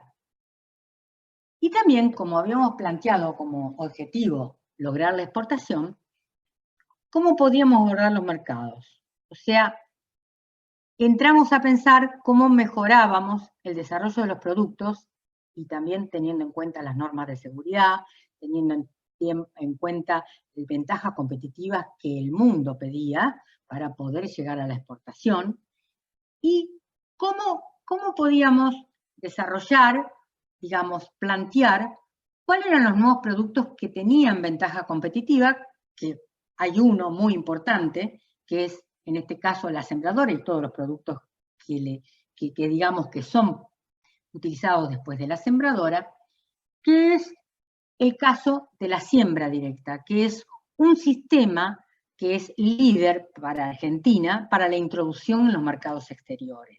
¿Por qué? Porque le da eficiencia del uso en la maquinaria y también baja los costos. Entonces, es un sistema que se introdujo en el mercado exterior en muchos países, es el sistema de siembra directa, que es el liderazgo que tiene este clúster. Y otra de las cosas que decíamos, ¿cómo podemos difundir a nivel mundial esa técnica exitosa, que era la siembra directa? Porque no podíamos llevar las máquinas a todos los países, sino que logramos traer misiones hacia los lugares, hacia las empresas, hacia el complejo industrial, para venderle el potencial y mostrarle el potencial del complejo industrial agrícola, a través de un programa que se llamaba AgroShowroom, que bueno, eso después lo voy a explicar bien de cómo lo manejamos, pero fue una interacción pública-privada, que es traer gente a la zona para venderle el complejo industrial agrícola, mostrarle las máquinas, y hacíamos ronda de negocio, de la cual logramos ese aumento de exportación que nos habíamos marcado como meta. Adelante. Mijal. Yo estoy, digamos, acá, no sé cómo ando con el tiempo, Sergio, pero esta es la matriz FODA. Te quedan 3 minutos, Mari. Oh, Dios mío, bueno, les dejo acá en la exposición las debilidades y las fortalezas, que lo hicimos en el diagnóstico y que son propias nuestras, o sea, las que discutimos en esa desconsenso, en esa reunión de consenso, con el ciencia y tecnología, con el sistema de ciencia y tecnología, con todos los que yo expliqué, y las debilidades. Seguimos adelante. Y vemos un análisis del escenario del punto de partida, o sea, las oportunidades que teníamos para lograr mejorar este aglomerado o este clúster, con las amenazas propias externas que no las podemos cambiar. Pero acá están todas las posibilidades que podíamos cambiar, que podíamos hacer acciones precompetitivas para lograr una mejora en este clúster. Adelante. La dejo acá, que la pueden tomar de la, ¿no es cierto?, de la presentación. Yo lo que me quiero centrar bastante es en las lecciones aprendidas y todos los cuellos de botellas que podemos tener, que son muchos, pero que los cuales yo me puedo acordar realmente. Yo creo que la construcción de consenso y la sensibilización para lograr un clúster o un aglomerado o un grupo asociativo, es necesario un liderazgo, que en este caso, por supuesto, logró y cayó en Sideter. Pero el liderazgo, yo lo defino siempre que hay que saber ser líder, porque hay que saber otorgar y distribuir muy bien los beneficios. Y acá este clúster no solamente está en la provincia de Santa Fe, que comenzó en Santa Fe, sino que está en la provincia de Córdoba, donde tiene que haber equidad entre las empresas de las dos provincias. O sea, hay que ser equitativo en la distribución de los beneficios. Además, tienen que participar todos los actores locales. Es muy importante que participen los centros industriales, las intendencias, que estemos todos de acuerdo, y por supuesto, después los gobiernos provinciales, llegamos hasta los nacionales y también las universidades, en la cual hicimos los proyectos precompetitivos. Pero los actores especiales son los que le dan el consenso y van hablando, especialmente los gerentes de los centros industriales y los secretarios de la producción, son los que transmiten en las ciudades del aglomerado, especialmente del anillo central y después el periférico, es decir, el consenso, y además hemos utilizado mucho también hacer socios al clúster, o sea, todos que necesitamos una contraparte, por de pronto había un financiamiento para hacer estos proyectos, pero había una parte que era contraparte, que era el aporte empresario, de los cuales íbamos convenciendo y hacíamos socios a este aglomerado. Debíamos ser transparentes y otorgar confianza, o sea, a través, que es el pilar del éxito, o sea, hacíamos reuniones cada 15 días o a cada mes, de las cuales, digamos, planteábamos los números, especialmente en el agro showroom, en esos proyectos donde entraba dinero, donde el 50% lo ponía el empresariado y el 50% era las instituciones públicas que nos ayudaban, había todo un balance que lo presentábamos y íbamos planteando cómo era. También había que ir trasladando a los representantes regionales los resultados que íbamos teniendo en cada accionar, y muy bien, y además era importante tener una comunicación muy eficiente, o sea, que llegara a cada empresa y llegara a cada actor, especialmente regional, que eran los que llevaban la voz cantante hacia las empresas. Y cuando el clúster fue creciendo, ya no pudimos lograr a que Sideter fuera el único que llegara a todas las empresas. Y comenzamos a hacer nodos, que los nodos fueron hechos especialmente en Armstrong, en Marco Juárez, y terminamos en Río Tercero. O sea, nodos de capacitación y de formulación y gestión de proyectos, de los proyectos competitivos, y dar los resultados precompetitivos. Adelante, que es el último. Un minuto, Mari. Sí, tengo el último. ¿Cuáles fueron los cuellos de botellas? O sea, ¿cuáles fueron los problemas? Algunos que me acuerdo. A pedido de los empresarios, ustedes vieron quiénes eran los que firmaron la asociación actual. Pero consideraron, por consenso los empresarios, se redujo el número de miembros. O sea, que estaban formados por todos los centros industriales, los secretarios de la producción de las ciudades que eran cabeceras, y además el gobierno de Santa Fe y de Córdoba. Eso fue la asociación ad hoc reducida que tenía poder de decisión. También hubo una discusión del radio de acción. ¿Por qué? Porque, digamos, al haber financiamiento, había empresarios que ustedes conocen, y especialmente MIPYMES, donde discutían hasta dónde llegábamos con ese financiamiento. Entonces, hubo discusiones y reuniones en la cual tuvimos que determinar a dónde llegábamos con estos financiamientos. Y ahí está un poco digamos, pasábamos el compás, me lo recuerdo bien, para determinar la circunferencia a dónde teníamos que actuar. Que bueno, nosotros como profesionales no podíamos contestarle a los empresarios, pero consideramos que no estaban acertados, pero tuvimos que esperar tiempo para que entendieran que esto no tenía limitación. Y además, determinar la cuota societaria, en la cual ellos consideraban como todo empresario, de que no debían pagarla, y bueno, hubo un consenso, tuvimos un trabajo bastante importante para llegar a la sostenibilidad de los proyectos. Y teníamos fue bastante complicado, en la cual viajábamos todo el tiempo a los distintos centros industriales, la organización regional para sensibilizar y participar las empresas en las localidades, que llegamos a tener 200 y pico empresas, no solo en el circuito central, sino también en el periférico. 260 empresas que pagaban la cuota dentro del clúster para participar de todos los proyectos precompetitivos, competitivos y complementarios.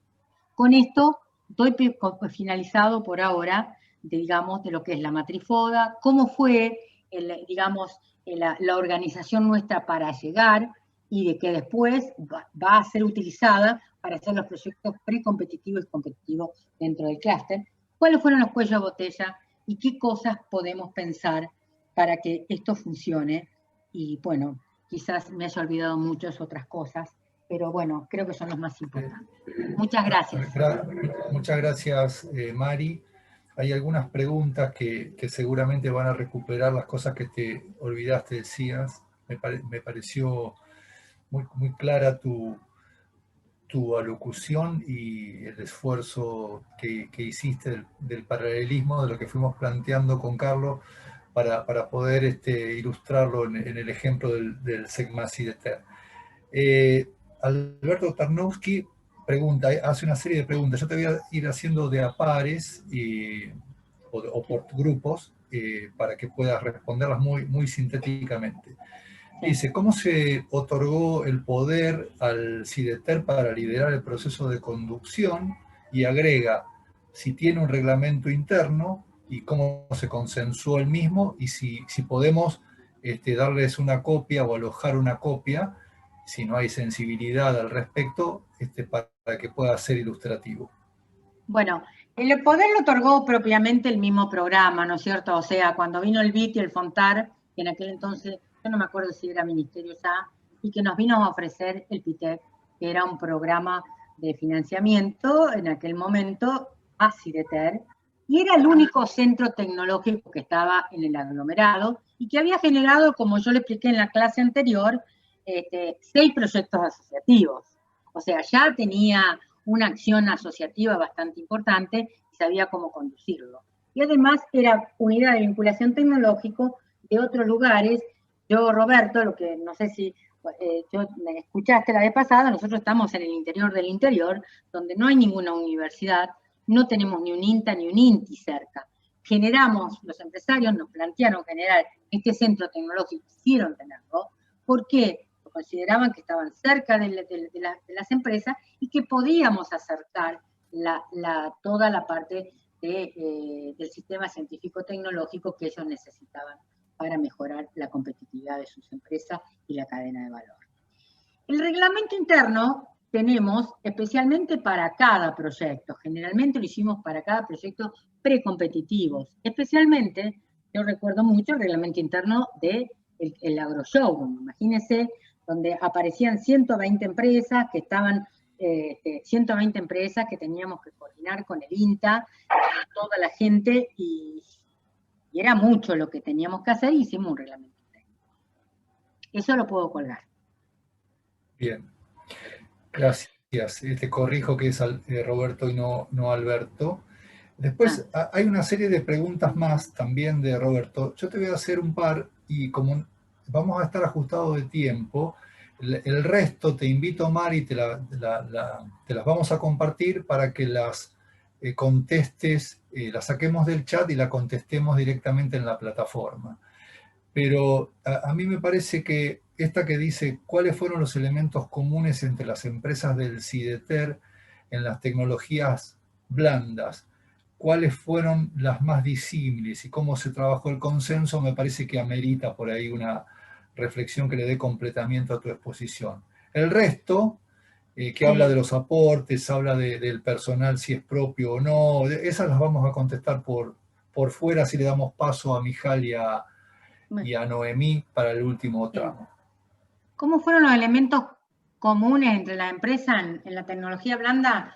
Bueno, la tecnología blanda fuimos introduciendo proyectos, digamos, que se adaptaban a nuestro trabajo y a nuestra forma de producir. Y lo íbamos introduciendo en las empresas líderes, las empresas que en principio nos acompañaban y que estaban dentro del Consejo de Administración y eran ejemplos. Cuando ellos veían, cuando el clúster, al estar uno al lado del otro, vecinos del otro, y veían el avance tecnológico de esas empresas, lo iban solicitando la misma tecnología blanda que habían usado en el anterior. La otra pregunta, ¿cuáles fueron las diferentes y cómo se trabajó en el consenso? Disímiles casi no hubo porque, digamos, hubo algunos casos, pero no muchos, sino que, como yo les dije, es decir, cuando ellos veían que había un resultado en el cual iban ganando competitividad, iban logrando mercado, iban logrando mejorar su productividad con respecto a estas tecnologías blandas, la iban adoptando. Por supuesto, había MIPYMES que era muy difícil de implementarlos, por supuesto, eso pasó. Pero otra de las cosas es, y el consenso fue el hablar, el trabajar, el estar, el hacer participar a los gerentes de los centros industriales, a los secretarios de las producciones, a ir a las distintas regiones. O sea, se viajó muchísimo por toda la región explicando de qué se trataba el proyecto y, por supuesto, como era un proyecto de financiamiento donde traías mejoras y podías lograrlas las empresas, eran aceptados. De todas maneras, para lograr el consenso fue un trabajo muy intenso de un año y medio, para llegar a tener el plan estratégico del PITEC o del CLAT. Ok, yo me quedo con eso como para darle el pase a Mijal y a Noemí, de que se trata de un proceso, de que estas iniciativas, que en este caso van a converger hacia un plan estratégico que nosotros vamos a plantear y acompañarlos como un hito de mínima, que luego van a tener que robustecerlo con el correr del tiempo. Se trata de un proceso, y en ese proceso que no es lineal, digamos que tiene que ser alimentado y robustecido con avances y retrocesos, la clave es pensar en la sostenibilidad y cómo resolver esa cuestión, que es una condición importante. Le damos a Mijal, gracias Mari, muy clara. Le damos a Mijal y a Noemí y ya vamos a ir cerrando. Gracias Sergio, gracias a los tres. Fue muy interesante la presentación y la experiencia que contó Mari. Bueno, buenas tardes a todas y a todos que están del otro lado. Vamos a volver sobre el trabajo del equipo de tutores y todo el trabajo en la plataforma virtual del Ministerio que estamos avanzando de a poquito, vamos queriendo. Ahí empezaron a aparecer algunas voces en la plataforma, así que bueno, lo que vamos a hacer ahora, vamos a compartir pantalla y les vamos a contar un poquito cómo seguimos, cómo estamos y cómo seguimos.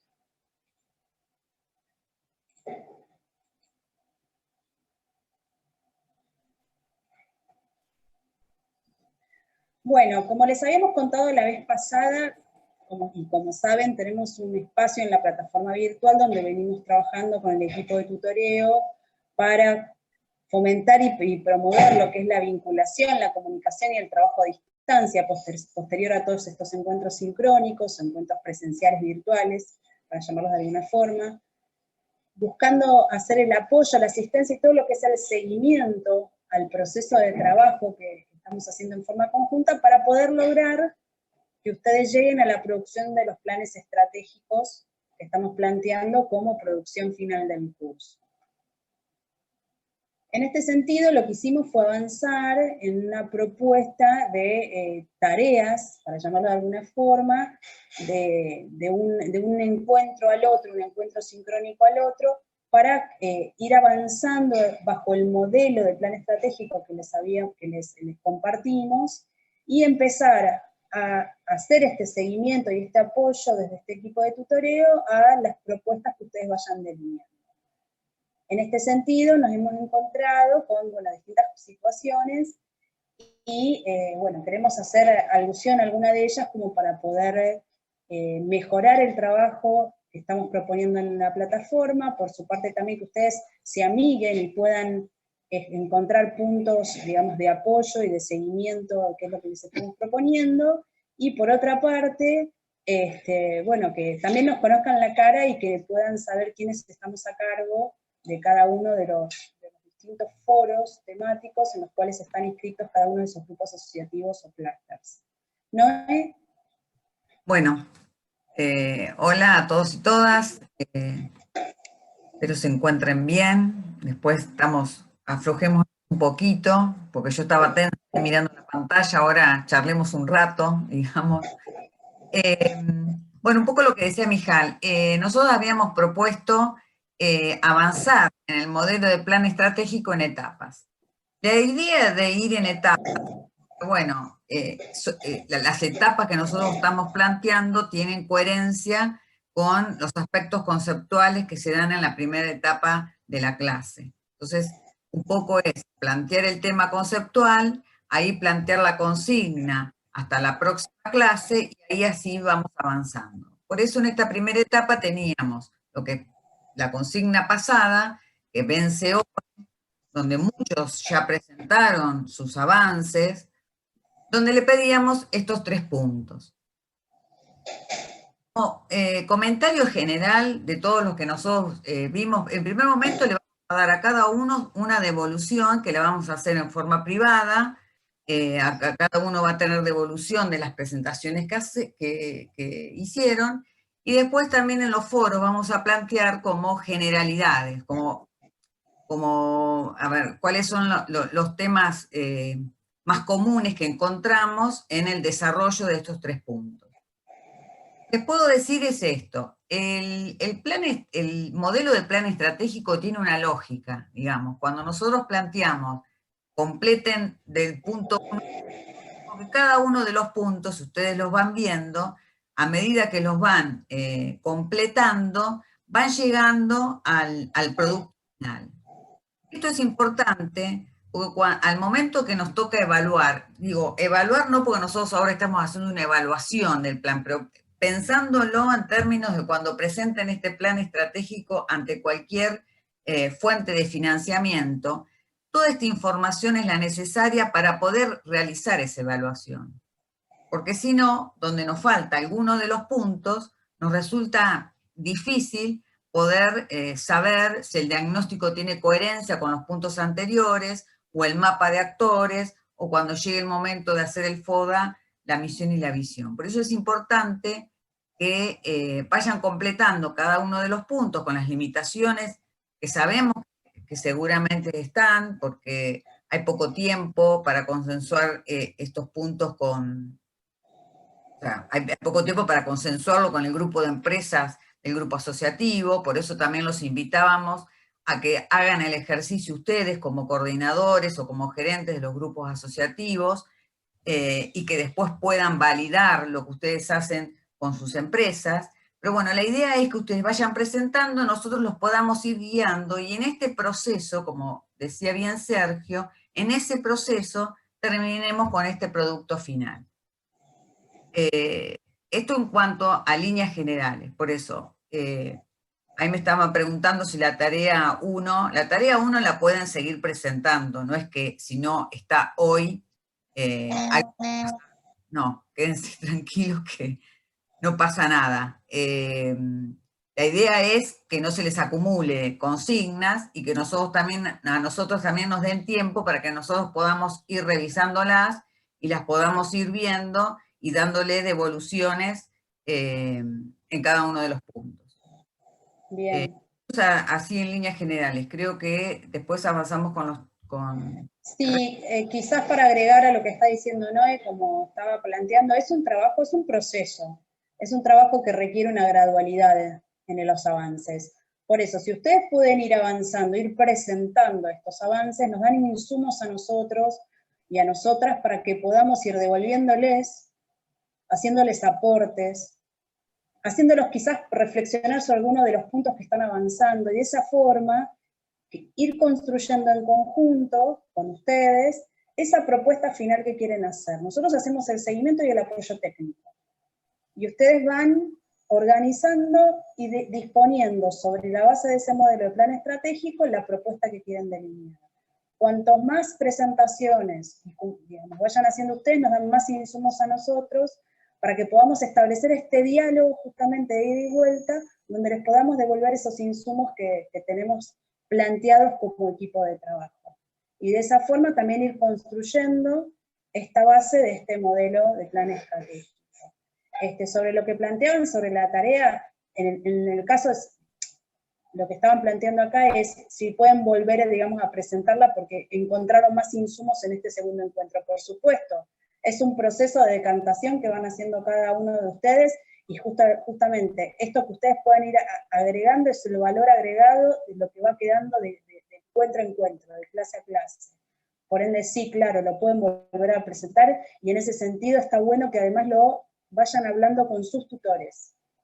porque la idea es justamente que el tutor vaya teniendo estas presentaciones parciales para que nos puedan ir orientando ustedes también.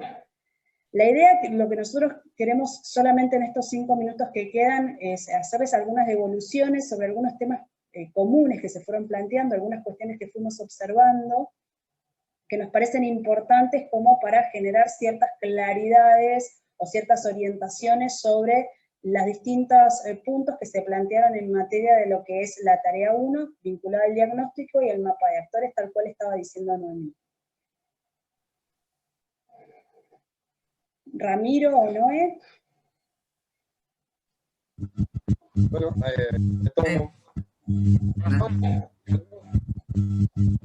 Se escucha muy mal, Ramiro. Acopla.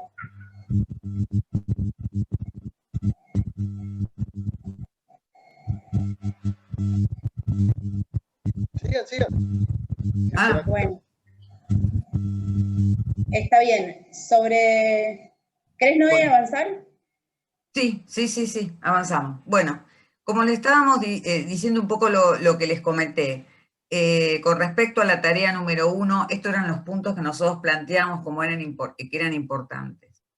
Respecto a lo que decía Mijal, esto es un proceso, el documento que ustedes van a ir presentando, y muchos me preguntaron si podían seguir trabajando sobre ese mismo documento, sí. La idea es que lo vayan enriqueciendo a medida que van pasando las clases. Primero porque uno madura mucha de la información que tiene en el momento de la clase y después se queda pensando y le va dando vuelta a la cabeza y vuelve a mirar el documento, lo vuelve a revisar, vuelve a incorporar nueva información. O sea que eso es continuo. O sea, ese mismo archivo ustedes lo van a ir modificando con el correr del tiempo. Es importante esto que hablamos, que completen todos los puntos, y un poco lo que hablaba hoy Sergio y también Mari con respecto al diagnóstico, aparecen toda una serie de elementos nuevos, digamos, que ustedes lo puedan volcar. Y respecto al mapa de actores, ahí, respecto al mapa de actores, justo me llaman. Ahí está, justo. Respecto al mapa de actores, uno de los temas que ahora Marcelo seguramente va a hacer una aclaración, o también con Ramiro, una de las cosas que a mí me parece importante, con independencia de esa valoración que se hace o de la importancia que tiene, de la influencia que tiene y demás, yo creo que una de las cosas más importantes es que puedan hacer el ejercicio de mapear, digamos, de listar todos los actores que tienen alguna relación o que quieran tener una relación con el grupo asociativo. O sea, para mí, desde el punto de vista, independientemente que metodológicamente uno le pueda hacer una valoración, una de las cosas más importantes es poder hacer ese mapeo. Y esto, analizando algunos de los planes estratégicos, es como que aparecían como cosas muy obvias que no estaban. Es como que falta esa mirada un poco más amplia de las instituciones o de las empresas, o sea, de los actores que tienen vinculación hoy. Si no tienen vinculación hoy, sino lo que van a tener o lo que ustedes quieren tener en un futuro y que consideran que son importantes para el desarrollo del clúster. Eso así en términos generales. Marcelo, ¿iba a hacer un ejemplo? Sí, ¿qué tal? Buenas tardes, ¿cómo están a todos y todas? En línea con lo que estaba planteando Noemí y que también hizo referencia a Sergio, y lo que vimos en algunos trabajos, en primera instancia el mapa de actores tiene que tener una directa relación con el diagnóstico y obviamente con los objetivos que se van planteando en el plan estratégico. Y mapear significa en primera instancia relevar y registrar, y después lo que nosotros proponemos es una tarea de valorización. ¿Por qué decimos esto? Porque en realidad cuando nosotros nos proponemos un plan estratégico, nuestras acciones tenderían a ser estratégicas y en este sentido los recursos que disponemos y la calidad de las acciones deben ser bien valorizadas. Por esto es importante la valorización que vamos haciendo de los actores. En esta línea, nosotros proponíamos un ejemplo que yo lo compartí también con mi grupo, soy coordinador del grupo metalmecánico, y poníamos el ejemplo del INTI. Supongamos que en un grupo asociativo uno de las debilidades que se encuentra es el tema de que las empresas están atrasadas tecnológicamente o que tienen problemas en sus procesos productivos, y que es importante como objetivo tratar de revertir esta situación.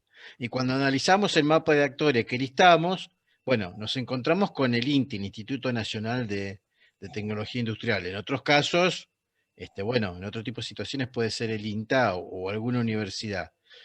Y podemos valorizar que actualmente esta institución INTI no tiene o tiene poca influencia para con el grupo asociativo, pero no así en el futuro en función de nuestros objetivos y de las debilidades manifestadas en el diagnóstico. Con lo cual es importante, si está en el territorio, o es importante tener relaciones con esta organización, y lo que nosotros necesitamos es profundizar las relaciones con esta organización para poder conseguir los objetivos que nos propusimos. Digo, en este sentido, me parece que estamos tratando con esta valorización y esta categorización, identificar a aquellos actores con los cuales debemos tener una relación de especial atención en función de lo que planteábamos antes. Muchas veces el actor es institucional, pero también es el actor agente, como bien decía Sergio. Y en muchos casos el actor institucional pasa a ser importante porque el actor agente es importante. Pero bueno, estas son situaciones que también debemos nosotros ir evaluando cuando vamos construyendo el mapa.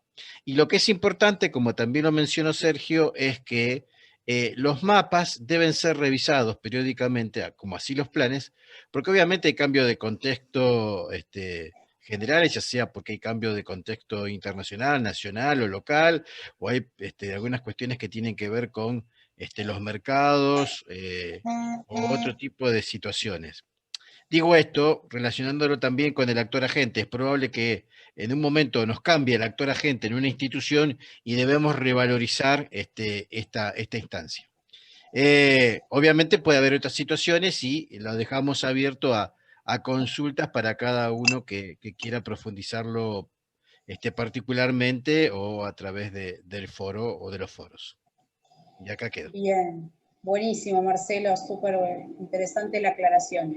Estamos muy cortos de tiempo, así que Noé, si te parece, pasamos para el planteo de la segunda actividad o tarea para, en continuidad y en el proceso de este modelo de desarrollo de plan estratégico.